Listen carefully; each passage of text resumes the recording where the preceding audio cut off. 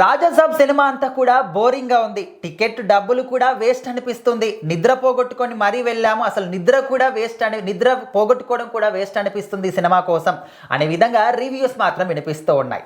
మరి నిజంగానే సినిమా చూసిన వాళ్ళకి అదే పరిస్థితి ఉందా? ఖచ్చితంగా రాజాసాబ్ సినిమా కోసం అయితే ఫ్యాన్స్ అయితే ఎంతగానో ఎదురు చూశారనమాట. ఎందుకంటే ప్రభాస్ గారిది కల్కి తర్వాత ఏ సినిమా రాలేదు, మధ్యలో కన్నప్ప వచ్చింది కానీ దాంట్లో కాసేపు ఉన్నారనమాట. అంటే 2025లో ఏ మూవీ లేదనుకోకుండా ఆ మూవీలో అయితే ఆయన కనిపించారనమాట. సో మరి 2026లో కూడా మళ్ళీ ఈ స్పిరిట్ మూవీ చేస్తున్నారు, ఫౌజీ చేస్తున్నారు. అవి ఎప్పుడు వస్తాయో తెలియదు, ఆ మేకర్స్ క్లారిటీ ఇవ్వట్లేదు. కానీ రాజాసాబ్ మాత్రం చెక్కి నీట్గా 2026 బిగినింగ్తో అయితే స్టార్ట్ చేశారనమాట. సో మరి ఈ ఇయర్ ఆయనే ఒక బిగినర్ టాప్ అనుకోవచ్చు. సో మరి సినిమాకి ఆ ఎన్నో ఎక్స్పెక్టేషన్స్తో వెళ్ళిన ఫ్యాన్స్కి అయితే డిసప్పాయింట్ మిగిలిందని చెప్పాలి. ఎందుకంటే మారుతి గారు వాళ్ళ కాంబినేషన్ అంటేనే కొంచెం డౌట్ పడ్డారు జనాలు, అంటే ఇది వర్కౌట్ అవ్వదేమో అని చెప్పి. బట్ ఏంటంటే మారుతి గారు సరే డిసప్పాయింట్ చేయర్లే, కామెడీ అన్న బాగుంటుంది అనుకుని వెళ్ళిన వాళ్ళకైతే ఫుల్ డిసప్పాయింట్మెంట్ మిగిలిందనమాట. సో ఓకే, ప్రభాస్ గారు లుక్స్ని వాటిని టేకింగ్ కానీ అంతా బాగా తీశారు. కానీ so purpose of the film అంటే ఏం లేదనమాట. అసలు ఎందుకు వెళ్ళాలి, హారర్ ఫ్యాంటసీ అన్నారు, పోనీ అదన్నా ఉందా అంటే అది లేదు, కామెడీ అన్నా ఉందా అంటే అది సాటిస్ఫాక్షన్ గా లేదు.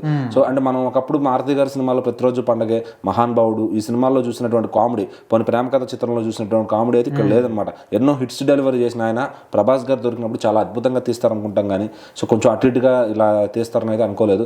బట్ సాంగ్స్లో ఆయన లుక్స్ అన్నీ కూడా బాగున్నాయి. లుక్స్ పరంగా అసలు డౌట్ పెట్టాల్సిన పని లేదు. ప్రభాస్ గారిని చాలా ఫ్రెష్గా చూపించారు. కానీ ఏంటంటే కథనం పైన కొంచెం శ్రద్ధ పెట్టి పాన్ ఇండియా సబ్జెక్ట్ అని ఒక దృష్టి పెట్టి ఉంటే కనుక ఖచ్చితంగా ఇంకా బెటర్ స్క్రీన్ ప్లే రాసుకునే వాళ్ళము. మరి హెవీ బడ్జెట్ కనిపిస్తుంది, హెవీ విఎఫ్ఎక్స్ కనిపిస్తుంది. కానీ ఏంటంటే స్క్రీన్ ప్లేలో లోపం. అంటే ఆయన రైటింగ్లోనే పెద్దగా చెప్పుకోదగ్గ అంశాలు అయితే రాసుకోదన్నమాట. దట్టు 3 గంటల సేపు కూర్చొని అంటే ఆడియన్స్కి చాలా ప్రెజర్ అనిపించింది.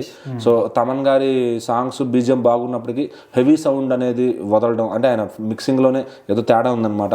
సో అది కొంచెం చెక్ చేసుకుని దాన్ని సరి చేస్తే బాగుంటుంది. అంటే ఈ సినిమా చూడాలంటే ఓన్లీ ప్రభాస్ గారి యాక్టింగ్ కోసం అండ్ చూడాలంటే మాత్రమే వెళ్ళాలి, స్టోరీ మాత్రం ఏం లేదన్న. ప్రభాస్ గారి అభిమానులైనా, ప్రభాస్ గారి ఫ్యాన్స్ అయినా ఎవరైనా కానీ ఒక పాయింట్ ఆఫ్ ప్రభాస్ గారిని చూడటానికి అయితే వెళ్ళొచ్చు. మంచి వింటేజ్ డార్లింగ్ అనిపిస్తారు ఆయన మాటలు కానీ, కామెడీ కానీ. సో హీరోయిన్లు అయితే ఎందుకు పెట్టారు అసలు అనవసరం అనిపించింది. సో నిధి అగర్వాల్ గారు వీళ్ళందరూ డేట్లు వేస్ట్ చేసుకున్నారు అనిపించింది. ఒక హీరోయిన్ సరిపోయేవాళ్ళు ఓవరాల్గా ఓన్లీ పాటల కోసం అయితే. కానీ ఇక్కడ ఏంటంటే క్రేజీగా నాచే సాంగ్ కోసం పెట్టుకున్నారా ముగ్గురు అన్నట్టు ఉందన్నమాట. సో అంతా సినిమా పరంగా లుక్ అంతా బాగుంది. ప్రభాస్ గారిని హ్యాపీగా చూసుకోవచ్చు లాంగ్ మళ్ళీ నెక్స్ట్ డే సినిమా ఎప్పుడు వస్తుందో తెలియదు కాబట్టి. సో అలా ఎంజాయ్ చేయాలనుకుంటే వెళ్ళొచ్చు. అంతేగాని సంక్రాంతి పండుగ కదా ఫ్యామిలీ మొత్తం వెళ్దాము, ఒక మంచి ఫ్యామిలీ అంటే అనుకుంటే కనుక డిసప్పాయింట్ అవుతారు. అండ్ సినిమాలో ఫ్యామిలీ ఎమోషన్స్ కూడా కొంత నాయనమ్మతో వాళ్ళ కెమిస్ట్రీ అంతా బాగానే ఉంది.